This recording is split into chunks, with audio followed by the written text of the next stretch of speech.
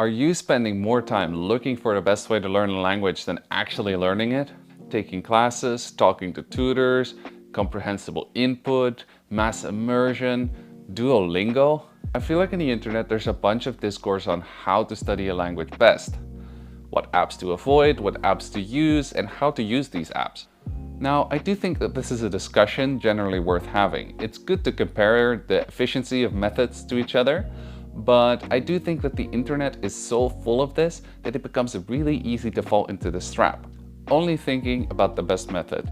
You're spending all your time on the internet just reading about the best methods, talking to other people about how to optimize your study routine. Trust me, as a perfectionist, I've fallen into this trap multiple times throughout my language learning journey.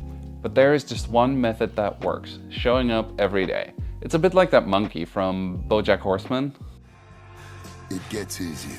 Huh? Every day it gets a little easier. Yeah? But you gotta do it every day. That's the hard part. But it does get easier. And I know this sentiment sounds cliche, but I do feel like a lot of people are falling into this trap and are just looking for the best method to study and never really committing to just studying day in, day out.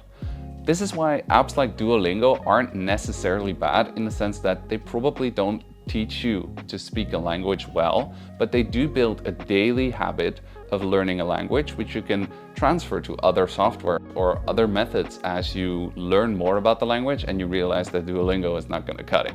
The problem with the whole discourse around choosing the best method is that it might paralyze you into not taking any real action. You might end up being overwhelmed by all these methods and theories that you don't take any action, and you're just being paralyzed by all the different possibilities. Analysis paralysis is very real. So instead of obsessing about finding the perfect strategy or the most optimal app, focus on what really matters, which is using the language. Whether that's through writing, speaking, reading, listening, the most important thing is that you're engaging with your language every day. Even the most inefficient method, when practiced daily, can lead to improvement. The key to avoiding this trap isn't to abandon all discussion of methods and tools. It's okay to see what's out there. After all, that's what makes you show up daily.